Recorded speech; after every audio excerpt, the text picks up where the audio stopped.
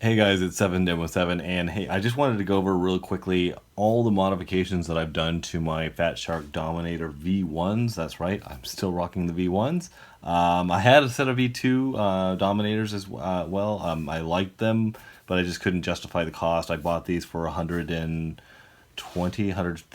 off of RC Groups, and they've been serving me well for years, so I have really had no reason to change. One of the first modifications that I did to these was I made my own set of diopters, which were made from a former set of eyeglasses. As you guys know, I do wear eyeglasses, obviously, but you can tell that I shaved these down.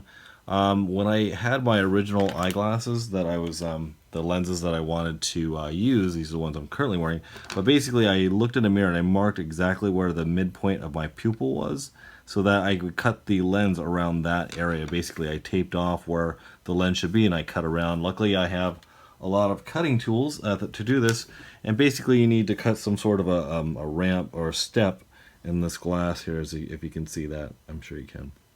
Anyway, I have a right and a left, and these slide in, and it works better than the diopters for me. Now these Dominators, they don't have IPD adjustment. Luckily these work out perfectly for me. I don't know what my IPD is.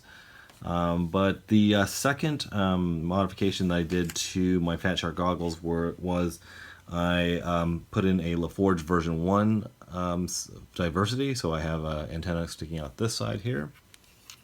And I have an antenna on this side here. You can see this is where the top comes down, and there's my second receiver right here. Now, the way you install this in a version 2 or 3 is you actually run these white cables through the front of these goggles. Now, this version has a slightly different way of producing this image with this mirror here. So there is not enough room in the front to run that cable. Also, when you take these apart, this PCB stays on the lower half, whereas in the version 2 and 3, this stays on the upper half. So what you'll have to do is just take off these two screws and run, you can see this here, you just have to run this white cable along here without pinching it. And there's a little gap right here, you can actually push this right through, and that plugs right into the secondary antenna, which is right here, which I just have double-side stick taped right here, and I have a little bit of tape covering this over so that it doesn't accidentally hit the PDB that's inside here, if you can see that. Okay, so that's the two main things that I've done.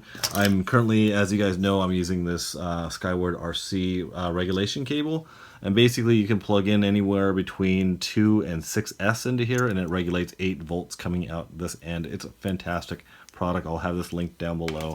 I know I've already made a few videos on that, but I just can't say enough about it.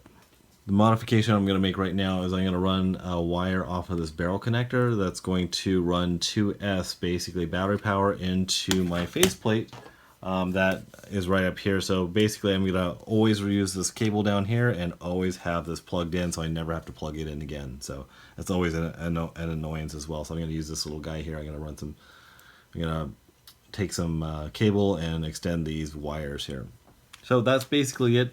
I use the faceplate. I have to hot glue this into place. I would recommend getting the version 2 of the face foam, which is much better. Now these fit on my face really nice. My only complaint is that this little tooth that comes down right here has a sharp corner on it, and it digs right into my face.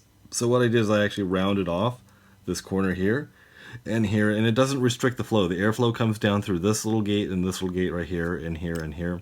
So there was no problem with that at all. So basically I just had to nip off that little corner that was hitting the corner of my eye. So like I said, I have to hot glue this thing in, and it's not a problem, but instead of screwing it in like you do on the regular FatShark goggles. So I'm going to go ahead and do the modification right now, running the wires from this barrel connector up to my faceplate, regulated 8 volts going into here, so that I will never have to worry about plugging that in again. So anyway, guys, that is the gist of my FatShark Dominators. I know a lot of you guys still use them out there. I do too. So anyway, I will talk to you guys later. Bye.